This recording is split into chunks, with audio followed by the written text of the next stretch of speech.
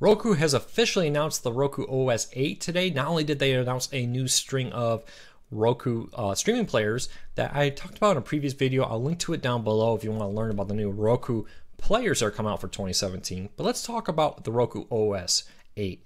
Now, I met with Roku a few weeks ago to get a look at this and talk with the team behind it, and I'm impressed with a lot of the features they have here. Now, this will be available to all Roku devices by the end of the year. They're going to start rollout in October, continue through November and December. Newer devices will probably come with it loaded, older, and then just kind of work their way back like Roku typically does. Let's kind of dive in here. Now, this is probably the biggest new feature for Roku TVs, is a channel guide. In the past, you didn't have a dedicated channel guide. You could do some apps to make that happen. One of the few reasons I heard that people really like the Fire TV Smart TV Edition over the Roku TVs. Well, now you can get a 14-day look forward and a more importantly, 7-day look back in the guide. Why is the look back to see what you missed important? Well, you'll now be able to jump in here and ask it to look at what other ways to watch it. So if you missed Empire here, you can select the ability to watch it through Fox Now, Hulu. It'll show you all the different places it's available. So you can go forward and backward on that. Again, you still have the play pause feature ability on the Roku TVs, the pause, rewind, fast forward, live TV on there. So that's a pretty cool feature. It doesn't stop there with the new over-the-air content. Roku Search now includes over-the-air TV included with it. So if you would search for Empire, for example, it would say it's on these different ones, or the Blacklist from ABC. You can watch it on these different streaming services, or you'll be able to know it's coming up later today on NBC, Fox, and so on. Voice control will also allow you to switch inputs on TVs to jump to your antenna, or to launch apps like Hulu, Netflix, and more. So you can just ask it to do that without the need to actually jump around the device. Fast start on the TVs. You can now quick launch a TV in seconds, be watching your stream or your live TV, which is a pretty cool feature. Roku TVs had a little history of being a little slow to launch between them, and the new Roku OS 8 is going to be known as super fast. Rather, you're asking it for launch Hulu, jumping from the menu. You can even say tune to ABC, for example. Private listening also comes to the over-the-air TVs, so you'll be able to watch your antenna through your phone through the private listening app, Bluetooth, headset jack, wherever you want. In the past, that was available on apps like Netflix, Hulu, and Amazon, but over-the-air TV through the tuner didn't support it. That's being added.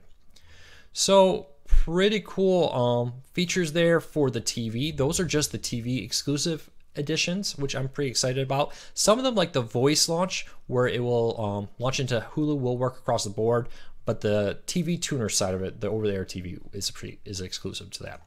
So let's keep going here to all the devices and features that will come to all devices.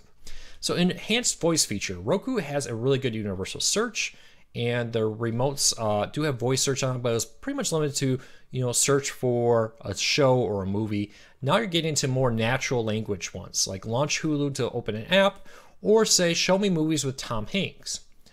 And you can see all movies with Tom Hanks. Or if you wanted to be more specific, you could say show me comedies with Will Ferrell. So you got comedies and Will Ferrell is the search ones, and it's going to search just comedies that have Will Ferrell in it. So that's pretty cool. So more natural ones to take on the voice search of the Apple TV and Fire TV.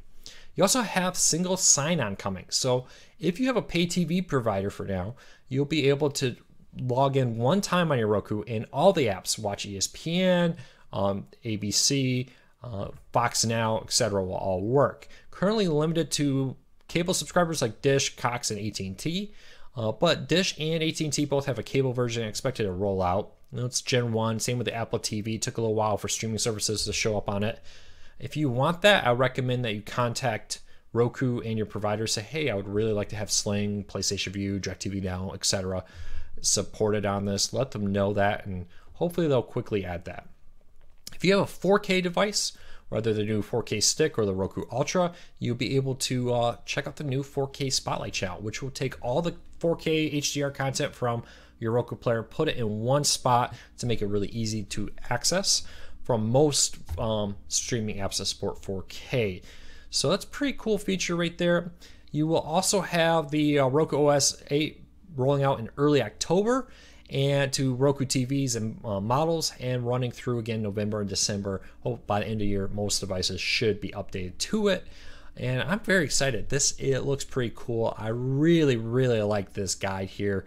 I like to use my over-there TV on my Roku TV, and the ability to jump back and forth, see what's coming up, get a description of it, and more importantly, see what ways I can watch it with an antenna or with a streaming service is pretty cool. So I really think Roku is making their Roku devices stand out here. This Roku OS 8 brings a lot of cool, feature-rich additions to the Roku lineup, and still now all Roku players are $100 or less, including the Roku Ultra. So I really like this. I think this is pretty cool. At the end of this video, I'll link to the one I did earlier today with all the Roku players. But if you haven't played with your Roku a while, this update may make it stand out very nicely against the current line of Apple TVs and Fire TVs out there. So questions, comments, let me know. I was impressed with what I saw. I can't wait to actually get my hands on it here in the house, and I think you'll like it too. So check it out. Questions, comments, let me know. If you have a general question about cord cutting in general, visit us every Wednesday at 8 p.m. Eastern. We do a weekly Q&A to talk all things cord cutting, and hopefully we can help you get the most out of your cord cutting experience. Also find us at Twitter at CordCuttersNews, Facebook.com/CordCuttersNews, or of course our website, CordCuttersNews.com. Thank you for watching, and please subscribe.